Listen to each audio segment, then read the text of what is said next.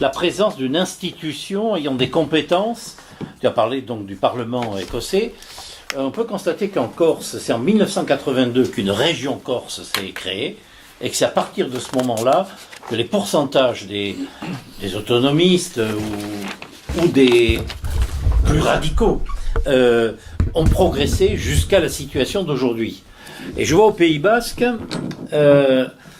il existe désormais une communauté d'agglomération Pays Basque qui regroupe les 135 communes du Pays Basque depuis quelques mois. Et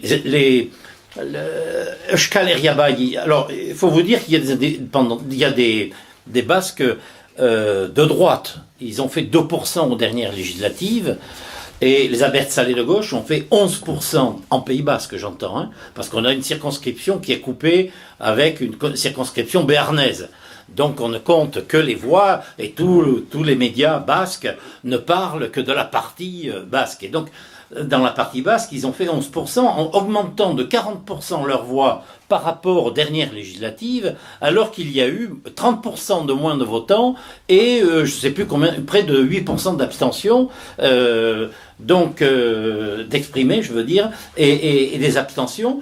Donc, alors que le nombre de votants baisse et d'exprimer, le nombre de nationalistes en pourcentage et en nombre de voix quantitatives augmente. Et donc là maintenant, l'offensive est partie là-dessus en demandant de nouvelles compétences complémentaires à cette agglomération Pays Basque. Et l'enjeu va être là-dessus. Ce qui fait que la question de l'indépendance n'est pas posée directement. La stratégie aujourd'hui, comme en Corse d'ailleurs, c'est celle de l'augmentation des pouvoirs au fur et à mesure, de manière à grignoter. Et ils se présentent comme des pragmatiques, en disant on verra plus tard. La question est aussi bien d'ailleurs Tramoni que Simeoni. Aujourd'hui, tous les deux sont, même si l'un revendique plus fortement son appartenance à un courant historique lié à l'indépendance, sur le fond, il dit aujourd'hui nous sommes d'accord tous les deux courants. Donc voilà, la question effectivement de grignotage par le fait d'accroître les compétences d'une entité qui n'est pas encore nationale, mais qui n'est plus non plus simplement, identique à toutes les communautés qui existent dans le territoire national, c'est un phénomène effectivement que j'ai constaté moi aussi. À l'inverse, je voudrais que pour la Suisse, parce que j'y suis allé assez souvent, aujourd'hui, vous savez qu'en Suisse, chaque canton a sa langue nationale. Mais il a obligatoirement une deuxième langue qui doit être celle d'un des deux cantons auquel il n'appartient pas. Donc ça veut dire qu'ils peuvent choisir, si on est le canton alémanique, on va prendre une langue soit romane, soit le français, langue francophone. Eh bien, on s'aperçoit que c'est le cas dans les deux territoires romans et français. Par contre, dans le territoire alémanique, c'est l'anglais qui est deuxième langue aujourd'hui, et non plus ni le français, ni le roman. Donc on voit bien de quel côté, en réalité, veut pencher leurs orientations. Alors on va pas dire pas simplement culturelles, mais aussi politico-économiques dans l'environnement de l'Union européenne. Voilà, maintenant, à vous de poser des questions, d'avoir des commentaires si vous le souhaitez, parce que c'est aussi important, si vous connaissez un petit peu la situation, d'avoir aussi des commentaires à proposer. On vous écoute.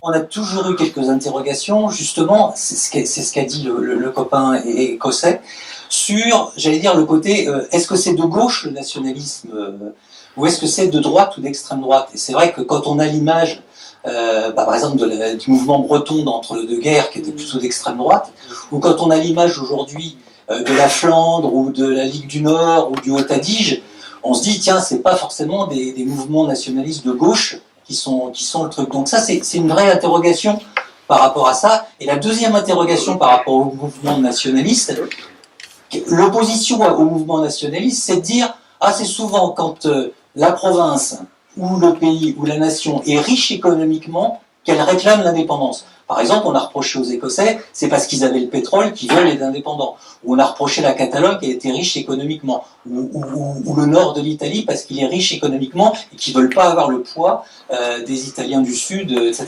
Donc c'est souvent, j'allais dire, la critique, c'est pas la mienne, hein.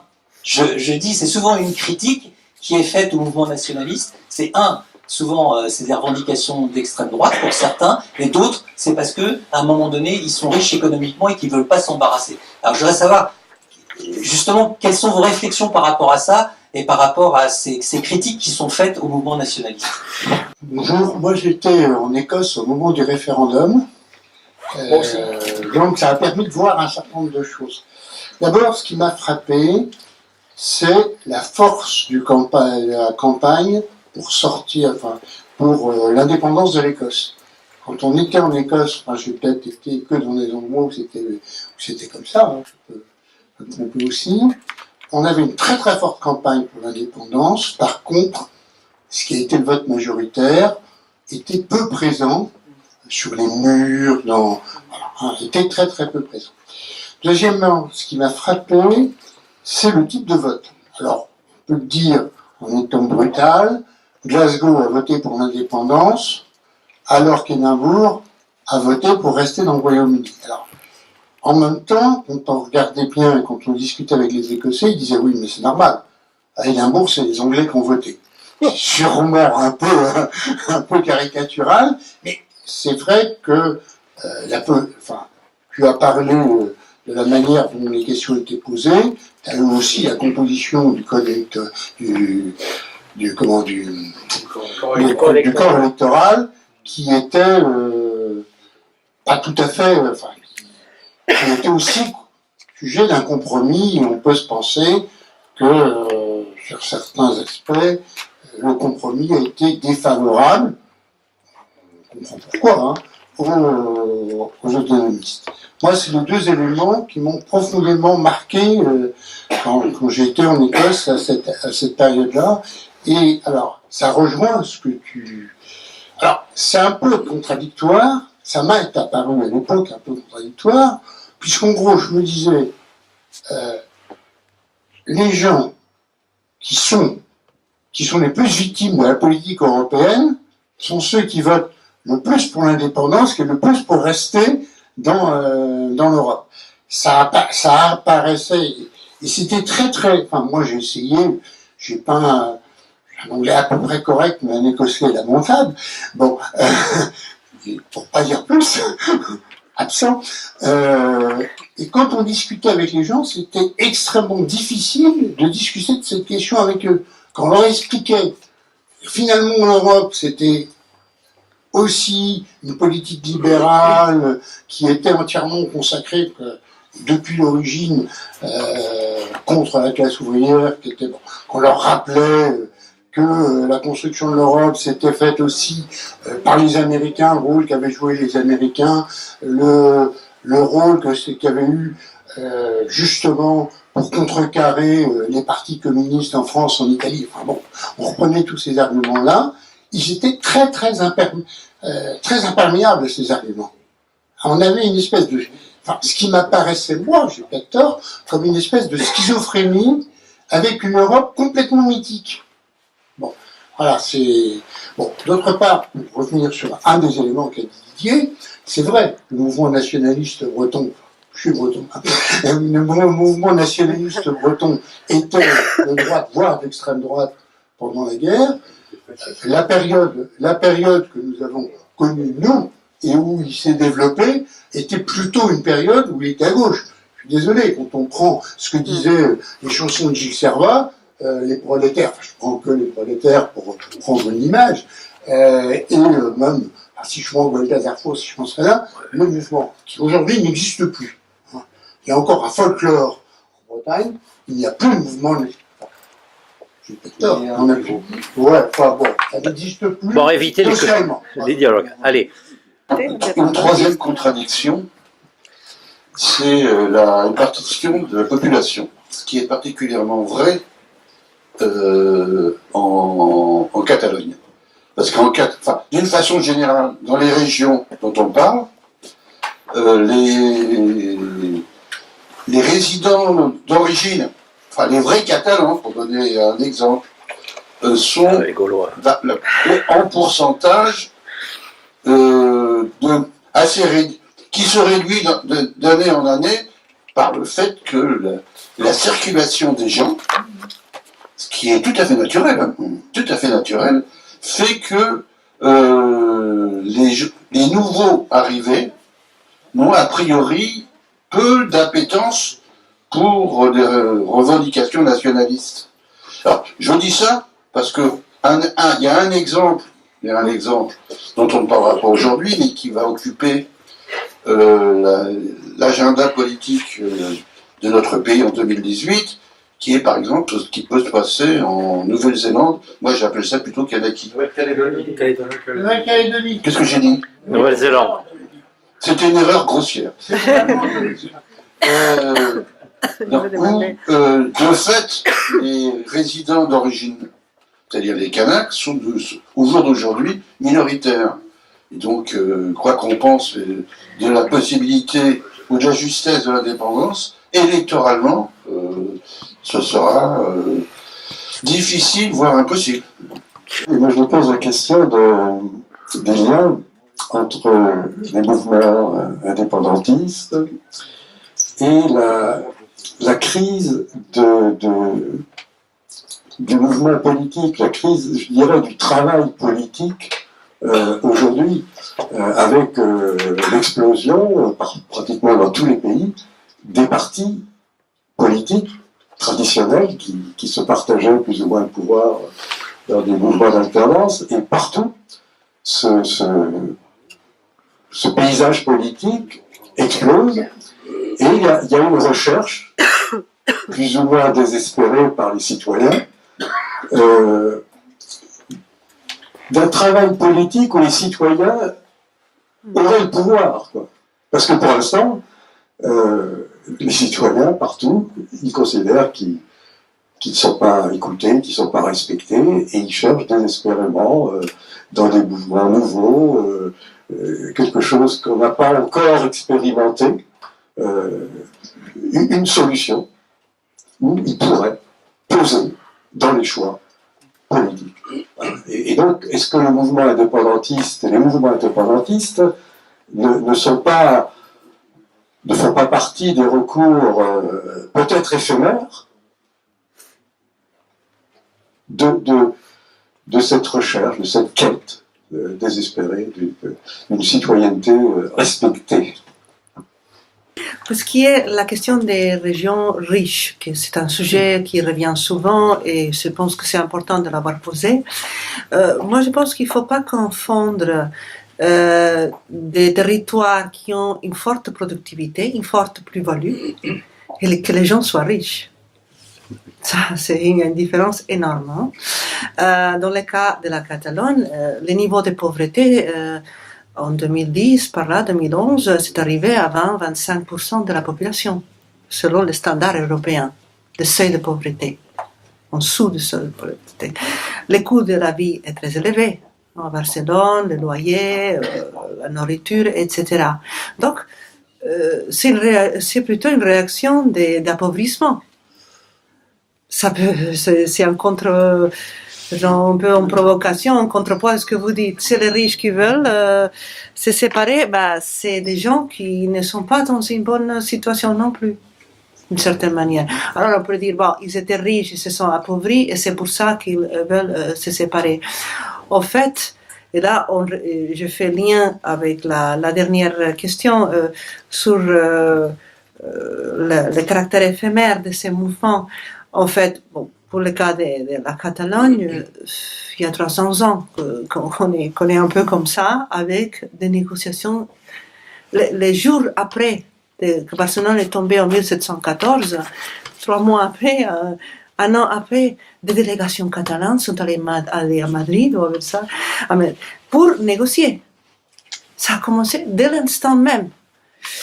C'est-à-dire, c'est une volonté d'être, je pense, d'être plus cohérent, de mettre ensemble structures politiques, éventail politique. Nos partis politiques en Catalogne, enfin, le PP et les socialistes ne gagnent jamais en Catalogne, c'est des partis minoritaires. C'est un éventail politique différent qui correspond à une sociopolitique différente, à une sociologie différente une économie différente, une manière de voir les liens transfrontaliers différemment, de voir la diversité interne différemment. Donc, il y a une volonté de faire coïncider la structure politique, et ça fait lien avec cette idée de récupération du pouvoir. Moi, je suis d'accord. Il y a quand même, dans les mouvements indépendantistes actuels, quelque chose d'enthousiasmant, parce qu'on a discuté de tout, on s'est mêlé, on a parlé avec des gens totalement différents, on a récupéré le pouvoir, c'est vrai, d'une certaine manière, on tente de le récupérer, et c'est quelque chose qui déborde les partis politiques catalans indépendantistes carrément, parce que peut-être on va commencer un processus constituant bientôt, malgré ceux qui ne font pas ou ceux qui le font. Donc il y a ça, il y a cette fatigue du pouvoir traditionnel, mais en même temps, c'est un mouvement très ancien. Et peut-être juste un mot sur la population. Par rapport aux vrais Catalans, je sais que vous le disiez entre guillemets, et les nouveaux arrivés, bon, il y a quelque chose en Catalogne qui marche assez bien, et qui s'appelle intégration. Et beaucoup de mélange. Mais il n'y a pas, j'ai parlé de nos familles qui étaient réprimées tous les grands-parents. Ma grand-mère à la prison, il y a dans toutes nos familles, il n'y en a pas une qui n'avons pas des membres d'Andalou, Extrémadure, de partout, Murciens, etc. C'est vrai qu'il y a eu, quand il y a eu tellement de populations, il y a certains quartiers un peu cloisonnés. Ça, c'est vrai, attention. Mais dans les votes indépendantistes, par exemple, tout égal par ailleurs, les jeunes sont beaucoup plus indépendantistes. Donc il y a une génération plus ancienne qui est attachée sentimentalement à l'Espagne, ce qui est normal, qui vote des partis unionistes sans qu'il y ait des arguments très clairs de pourquoi on doit rester unis. Ça, il faudrait voir les arguments. Mais les jeunes de ces mêmes familles ils vont vers l'indépendantisme. Il y a aussi vers Ciudadanos, évidemment.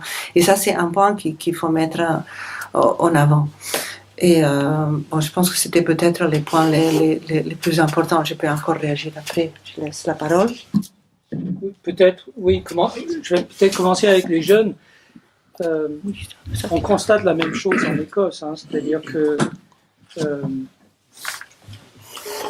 lorsqu'on regarde comment les groupes d'âge ont voté lors du référendum sur l'indépendance, on peut considérer que biologiquement, l'Écosse sera bientôt indépendante, puisque c'est les vieux qui votent massivement pour rester au sein du Royaume-Uni, et les jeunes, alors quand je dis les jeunes, là je veux dire des moins de 45 ans.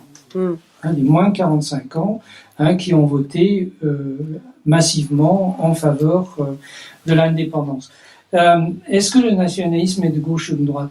J'ai essayé, peut-être que j'ai pas été complètement clair, mais c'est vrai que le nationalisme écossais commence dans une très forte ambiguïté politique, pour ne pas dire plus. Mais lorsqu'on arrive au moment où le Parti national commence à percer réellement politiquement sur la scène politique, elle a déjà fait sa reconversion politique vers la gauche. Je donnerai deux exemples. Lorsque le Parti national est arrivé au pouvoir à Édimbourg en 2007, une des premières mesures que le gouvernement nationaliste a pris, ça a été d'arrêter le processus de privatisation des prisons en Écosse. Processus qui avait été déclenché par le gouvernement de coalition travailliste et libéral-démocrate avant. D'accord ? Si maintenant on regarde par exemple le discours, deuxième exemple, le discours des partis européens sur les migrants, et on regarde la manière dont la question de la migration est posée par le Parti national écossais, là encore, on constate que le Parti national écossais a en quelque sorte endossé une partie des habits qui avaient été laissés par la social-démocratie britannique lorsqu'elle s'est convertie au néolibéralisme. Le Parti national écossais a occupé une partie de l'espace de gauche qui avait été laissé vacant par le Parti travailliste. Ça se complique aujourd'hui, je ne l'ai pas dit parce qu'on ne peut pas tout dire, ça se complique aujourd'hui parce qu'il y a un retour de la gauche tout à fait inattendu, tout à fait miraculeux, hein, avec un parti travailliste qui a plus de 500 000 adhérents. J'ai bien dit, plus de 500 000 adhérents pour les membres du Parti socialiste français qui sont dans la salle, ça peut vous faire rêver un peu. Voilà, donc là, effectivement, ça devient plus compliqué pour le Parti national écossais de jouer le parti de gauche en Écosse, puisqu'il y a Corbyn, et parce qu'il y a eu un coup de barre à gauche au sein des partis travaillistes, et que ça n'a pas été, comme tout le monde le disait, le suicide du Parti travailliste. Comme tout le monde disait, hein, je vous donne ici, en France, ailleurs, tout le monde expliquait que Corbyn c'était le baiser de la mort, que le Parti travailliste ne se remettrait pas, etc. C'est exactement le contraire qui est arrivé, mais ça va effectivement poser un problème au Parti national écossais. Sur la campagne, moi aussi moi ce qui m'avait frappé, parce que j'y vais souvent, ce qui m'avait frappé pendant le référendum, c'était la mobilisation politique dans des quartiers populaires qu'on n'avait pas vu depuis des décennies. Hein. Pour des raisons familiales, je fréquente deux des quartiers sud populaires d'Édimbourg, et là j'étais très étonné, on était sollicité tout le temps, il y avait des affiches partout en faveur très très largement effectivement en faveur de l'indépendance, et effectivement les quartiers populaires ont voté pour l'indépendance, comme les villes qui sont de tradition travailliste de gauche, hein, de tradition ouvrière. Vous avez parlé de... J'aime pas bien quand on oppose Glasgow à Édimbourg, parce que moi je suis d'Édimbourg. Hein. Nous on a autant de prolos qu'eux, il faut pas croire. Hein. Mais les deux villes qui ont voté le plus fortement en faveur de l'indépendance lors du référendum, c'est effectivement Glasgow et Dundee, hein, qui sont toutes les deux des espèces d'espaces de tradition ouvrière. Bon, voilà. Le corps électoral, juste très rapidement, le corps électoral, moi j'étais en faveur du fait que le corps électoral soit le corps électoral de ceux qui sont inscrits sur les listes électorales en Écosse. Parce que sinon, on allait vers un vote ethnique. Hein? Sinon, c'est des gens comme moi qui n'habitent plus en Écosse depuis 50 ans, mais parce que j'ai un peu de sang, pas beaucoup, mais un peu de sang écossais qui coule dans les veines, et que je suis né en Écosse, qui auraient le droit de voter. Alors, quand on regarde les chiffres, hein, ça veut dire qu'il y avait à peu près 300 000 Anglais, c'est-à-dire des gens qui sont nés en Angleterre, qui habitent en Écosse, qui avaient le droit de vote pendant le référendum. Il y avait à peu près 700 000 Écossais habitant ailleurs qui n'ont pas eu le droit de vote. Ça n'aurait pas fait de la différence. Ça n'aurait surtout pas fait de la différence parce que lorsqu'on regarde le comportement électoral, le comportement de vote de ce que nous on appelle les nouveaux Écossais, c'est-à-dire ceux qui ont décidé de s'installer en Écosse. Il y a un écrivain écossais de Glasgow qui a écrit un petit bouquin qui s'intitule « Why Scots should rule Scotland ?» Pourquoi les Écossais devraient diriger l'Écosse. Et sur la première page, il dit « Pour moi, les Écossais, c'est tous ceux qui habitent en Écosse. » Point. Pas de discussion.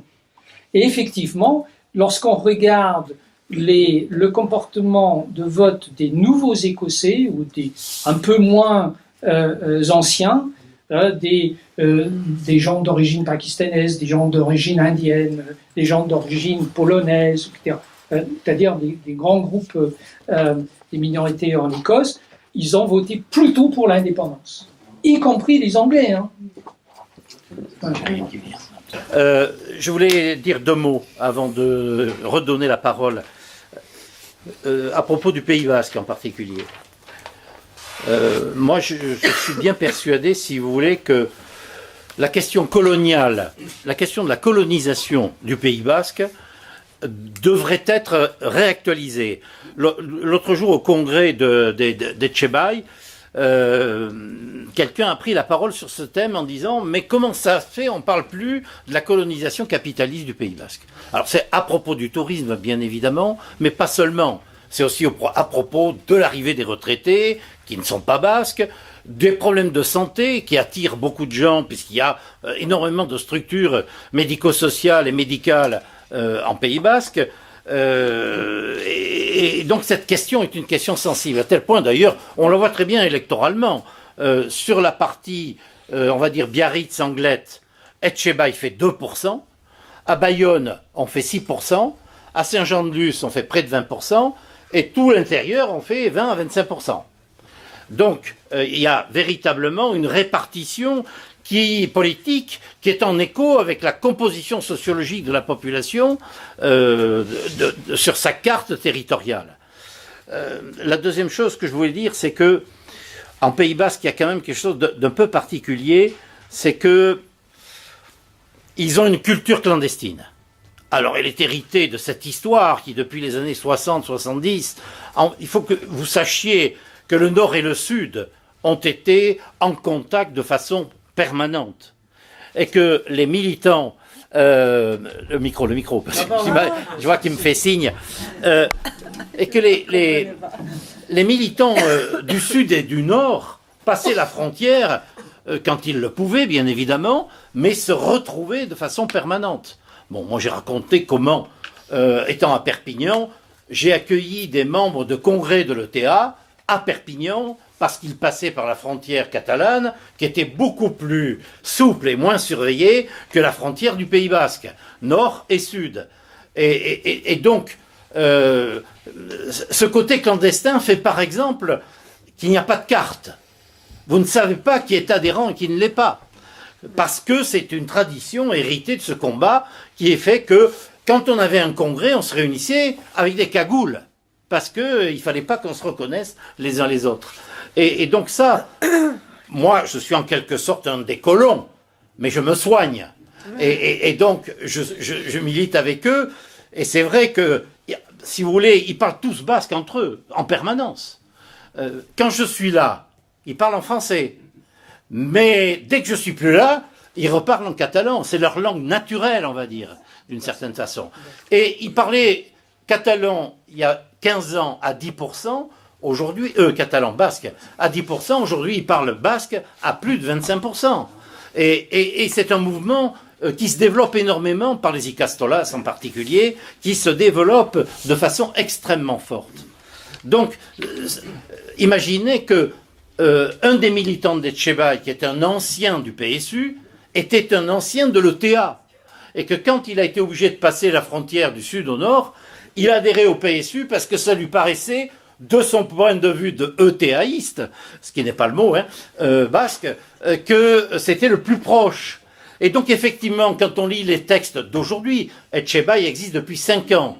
C'est le rassemblement de 3 organisations politiques basques qui avaient leurs antennes de l'autre côté de la frontière.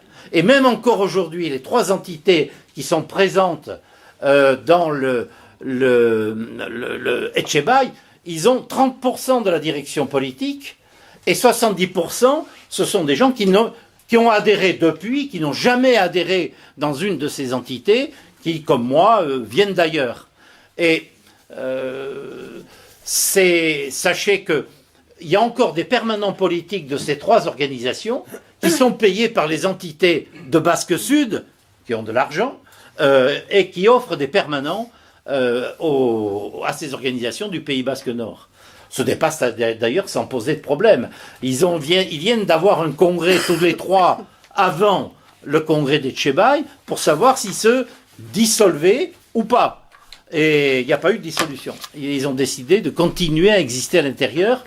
Il y avait une organisation et une deuxième qui voulaient disparaître, mais la troisième ne voulant pas disparaître, les 2 autres ont décidé de rester elles aussi, au cas où.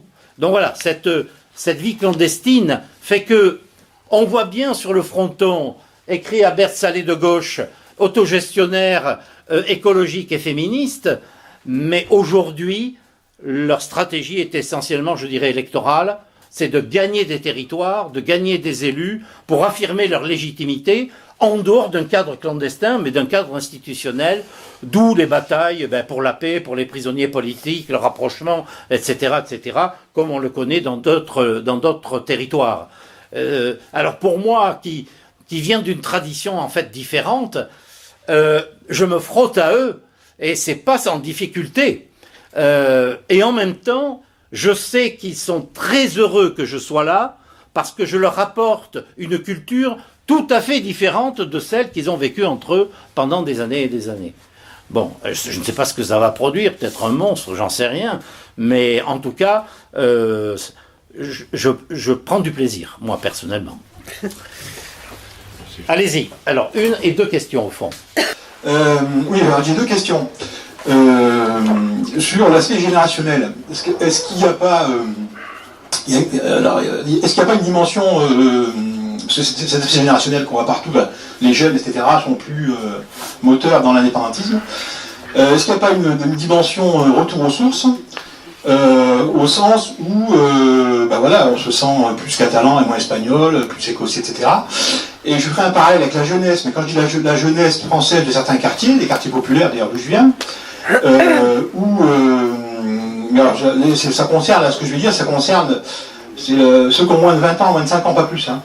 C'est-à-dire que, de nouveau, par rapport à leurs parents, les jeunes de cet âge-là, les ados, les post-ados, ils se sentent moins français qu'algériens ou marocains. Voilà, c'est quand même un phénomène nouveau, mais assez massif, et donc, alors après, ça ne peut pas se traduire de la même façon avec des territoires, bon bref. Enfin, il y a une question là de retour aux sources et d'identité. Et ma deuxième question, ce qui me frappe dans les mots indépendantistes dont on parle là, qui est là, et notamment, peut-être plus particulièrement dans le cas de l'Écosse, parce qu'il y a l'aspect du Brexit, c'est, voilà, ma question que je me pose depuis longtemps d'ailleurs, c'est comment on peut être indépendantiste pour l'Écosse, pour la Catalogne, etc., et vouloir rester dans l'Union Européenne soumis au diktat du capitalisme version Commission Européenne. Moi, ça me paraît complètement antinomique, c'est-à-dire que quitter une tutelle pour en garder une autre qui est peut-être sous un faux nez, parce que quelque part ça me choque, et donc je ne comprends pas, quand on est indépendantiste, on est indépendantiste jusqu'au bout, et voilà. Parce que être indépendant de l'Union Européenne, ça n'existe pas. Oui, ce sont plutôt 2 remarques, dont la première est très courte, que 2 questions. Première remarque, nous avons perdu la Corse en route ce soir, mais on a récupéré le Pays Basque au passage avec Jean-Claude. Donc on reste à 3 cas de figure. Deuxième remarque, il me semble quand même, à propos de quelque chose qui a été dit vers le début sur l'aspect généralement européen de la remontée du nationalisme, etc., que nous sommes dans 2 cas de figure totalement différents lorsque certains évoquent la montée du nationalisme dans des États-nations de l'Europe orientale, par exemple, et la montée des questions nationales que nous évoquons ce soir en Europe occidentale. Parce que dans tous les cas de figure évoqués ce soir, et y compris dans le cas de la Corse, on a quand même 2 caractéristiques fondamentales. Ce sont des peuples et des territoires qui ont été autrefois des États. Ça se discute, ce point-là se discute pour le Pays Basque, mais le Pays Basque a réellement a eu une vie autonome à de nombreuses périodes. Et quand on dit autonome, c'est indépendante, parce qu'à certaines périodes, c'était moins formalisé. Mais non seulement, donc, il y a eu des États, un État écossais, il y a eu un État catalan ça a été évoqué, sous l'étiquette de la couronne d'Aragon, mais en plus, chacun de ces peuples a été lui-même colonisateur. Colonisateur pour son propre compte, à un moment, les Basques au Moyen-Âge, colonisateur pour le compte de l'Angleterre, les Écossais, puisqu'ils ont été quand même employés, si on peut dire, aux avant-postes de l'impérialisme britannique, colonisateur pour les Corses, qui ont été employés aux avant-postes de l'impérialisme et de la colonisation française. Bon, l'État aragonais et catalan du Moyen-Âge a été colonisateur, donc on a là quand même une substance qui est fondamentalement différente d'autres minorités qui peuvent être des minorités nationale, mais n'ayant pas eu historiquement une forme étatique. Donc la résurgence de ces nationalismes peuples, c'est quand même quelque chose qu'il faut prendre en considération de manière différente d'autres cas de figure. Oui, par rapport à la Catalogne, je voulais savoir quelle était la position de la Catalogne française. Est-ce que vous avez l'impression, ou est-ce que vous pouvez nous répondre par rapport à ce problème? Est-ce que les Catalans français se sentent dans la position de la France comme les Catalans espagnols par rapport à l'Espagne? Et est-ce qu'il y a une aspiration d'unification de la Catalogne française? Parce que il me semble bien que pendant toutes les manifestations qui ont eu lieu en Catalogne espagnole, il n'y avait pas beaucoup de répondants en Catalogne française, mais peut-être que ça va échapper, je ne sais pas. La situation de la Catalogne du Nord est un peu semblable à celle du Pays Basque du Nord, à savoir qu'il y a une population aujourd'hui de souche catalane qui est minoritaire. Rien qu'à Paris, il y a 40 000 Catalans du Nord qui habitent à Paris, ce qui n'est pas peu, en tenant compte que la population actuelle de la Catalogne du Nord est d'environ 400 000 habitants. Donc c'est quand même une proportion assez importante. Mais pour revenir à l'attitude, il faut dire que lorsqu'il y a eu toutes ces grandes manifestations au sud, il y a eu jusqu'à 10 et 15 quarts de Catalans du Nord qui sont descendus à Barcelone pour participer à ces manifestations. Que lorsqu'il y a eu la chaîne qui a été construite, cette chaîne est rentrée en territoire français jusqu'à une dizaine de kilomètres. Il est vrai aussi que vis-à-vis de les Catalans du Nord sont majoritairement très informés de ce qui se passe au sud. L'Indépendant, qui est le journal de Perpignan, en parle régulièrement et y compris ils en font la une de leurs journaux. Il est vrai aussi qu'il y a une sympathie, même si pour la majorité des gens des Nord-Catalans ne sont pas indépendantistes, il y a une sympathie pour l'indépendance de la Catalogne du Sud.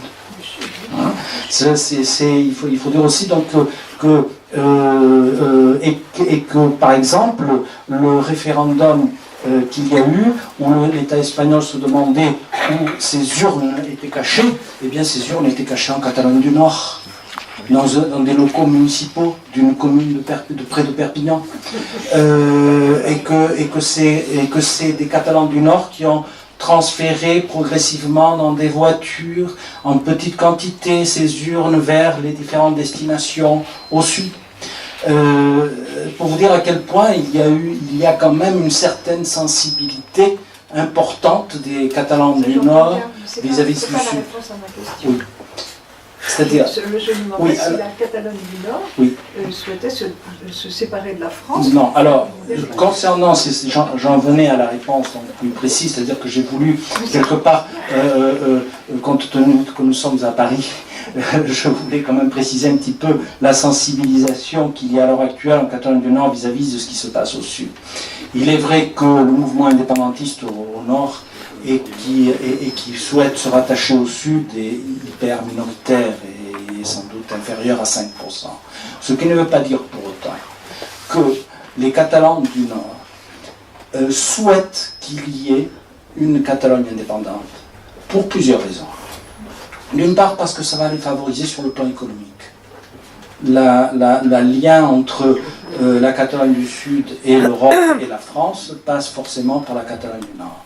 Deuxièmement, parce que malgré tout, il y a une sensibilisation importante pour récupérer la langue catalane et ils voient dans l'indépendance de la Catalogne du Sud une façon aussi de récupérer au nord la langue catalane. Et troisièmement, il est vrai aussi qu'il y a une certaine conscience du Nord de jouer une sorte de pont entre un État catalan indépendant et la France. C'est-à-dire que c'est quelque part une sorte de transition.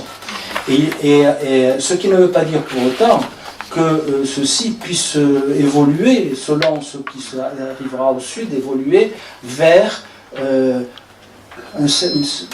mouvement plus proche de l'indépendance et un rattachement au sud. Mais nous n'en sommes pas là, la question ne se pose même pas. Je parle en termes généraux. Bien entendu, il y a toujours des minorités qui sont extrêmement sensibles à cette question. Ça, il est vrai que l'évolution dans 20 ans, 30 ans, 50 ans, ça est difficile de le dire. Mais aujourd'hui, le mouvement indépendantiste du Nord pour un rattachement à une future République du Sud est hyper minoritaire.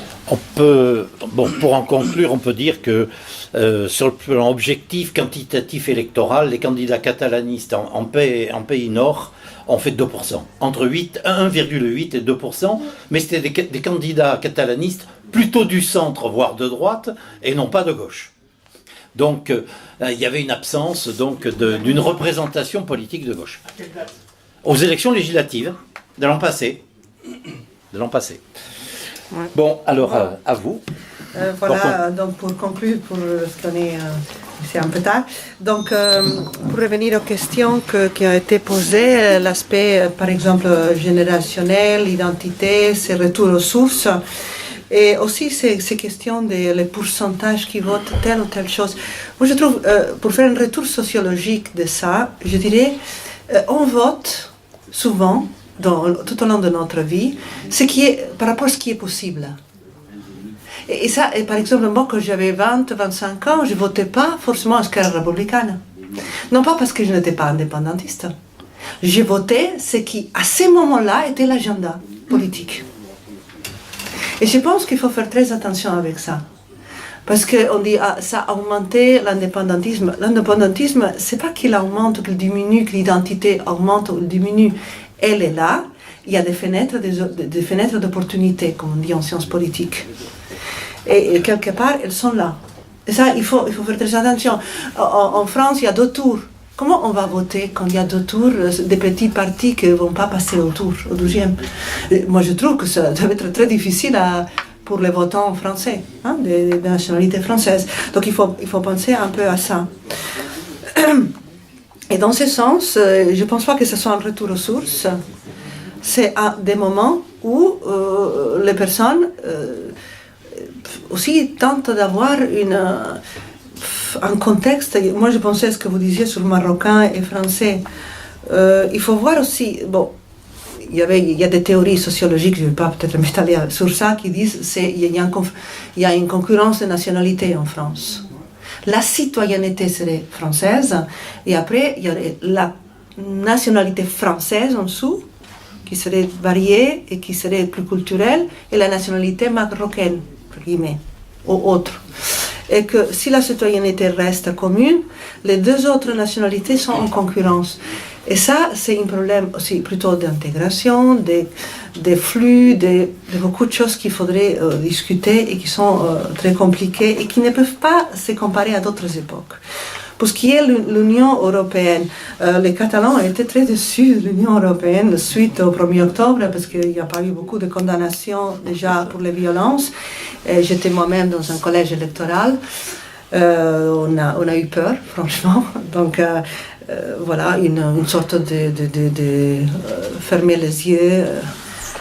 Il y a beaucoup de Catalans qui sont très critiques avec l'Union européenne. Cela ne veut pas dire qu'il ne reste pas l'idée non pas de tutelle, de changer de tutelle, mais l'idée de peut-être que l'Union européenne peut évoluer.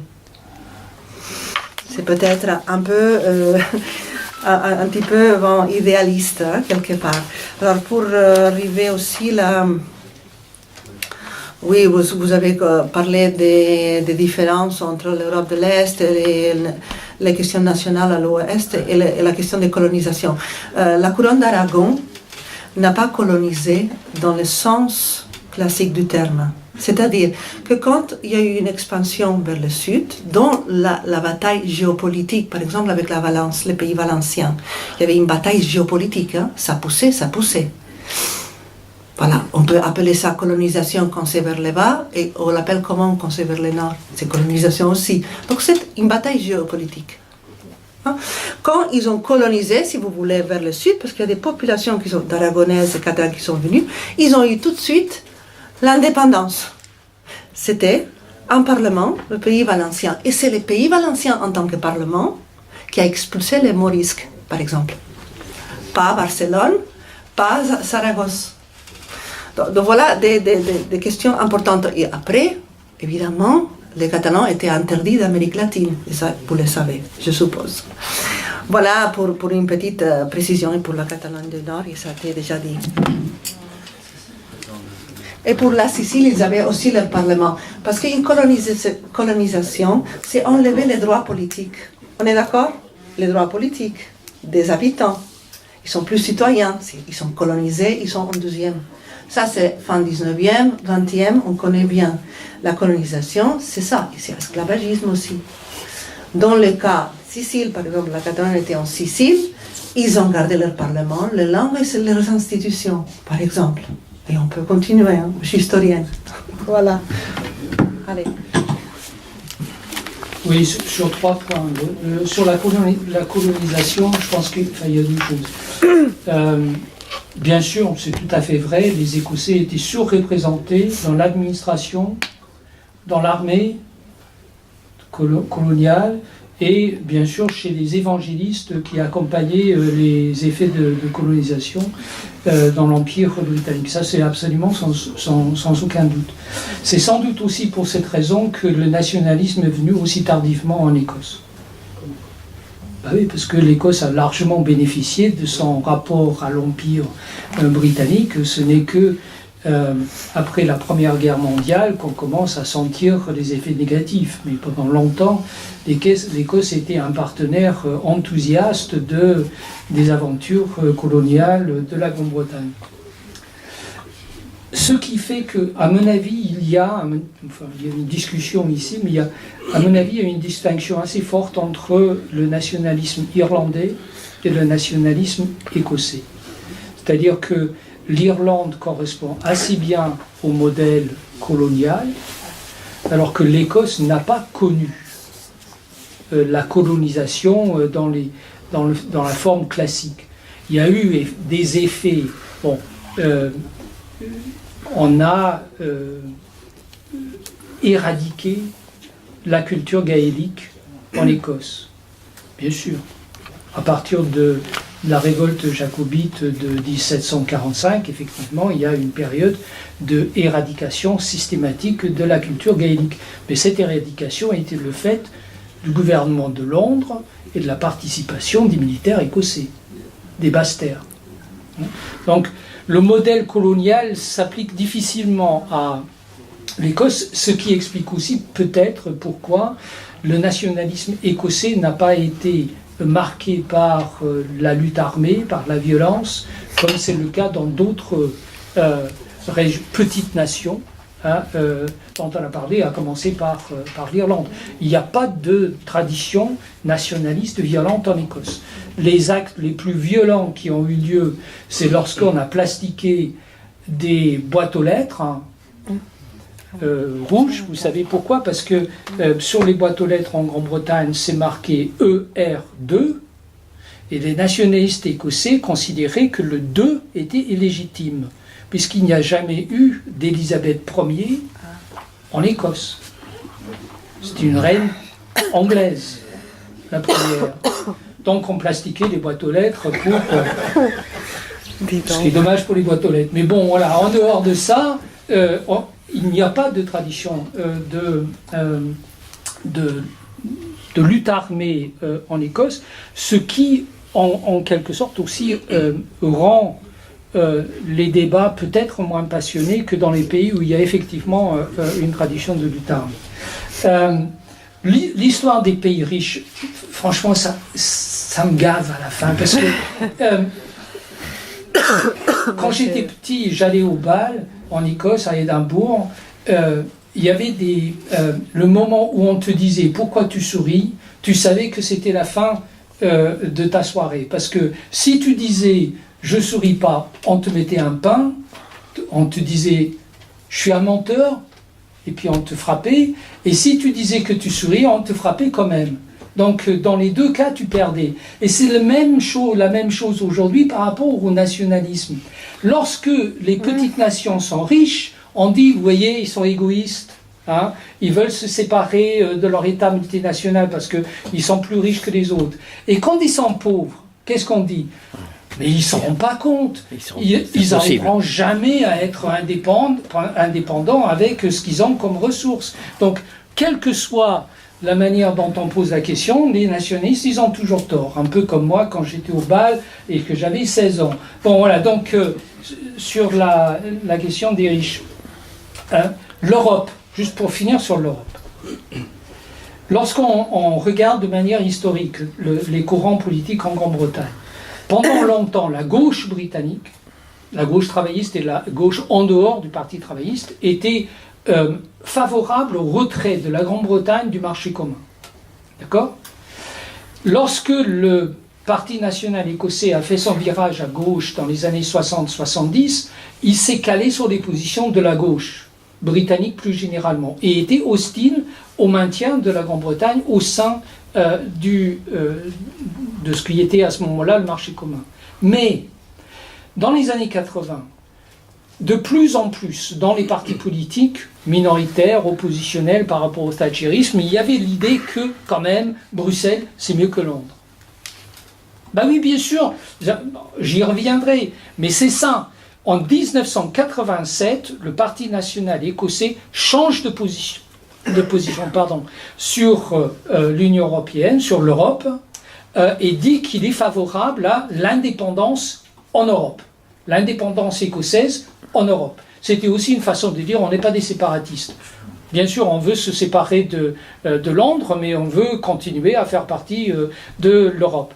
Ceci étant dit, il n'y a pas dans le Parti national écossais, comme dans le reste de la gauche écossaise, il y a une discussion sur l'Europe.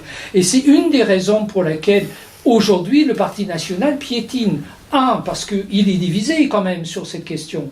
Et une des grandes figures de la gauche nationaliste, qui est un transfuge du parti travailliste, qui s'appelle Jim Sellers, a pris position pour le oui au Brexit, c'est-à-dire pour le retrait de la Grande-Bretagne, contre la direction du Parti national. Et on sait que, je l'ai dit tout à l'heure, il y a une minorité, mais une minorité relativement forte, des électeurs nationalistes qui désapprouvent l'europhilie de la direction du Parti national.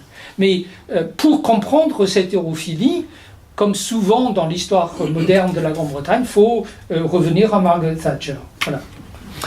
Bon, je vous remercie beaucoup. Merci d'avoir été attentif et actif en même temps.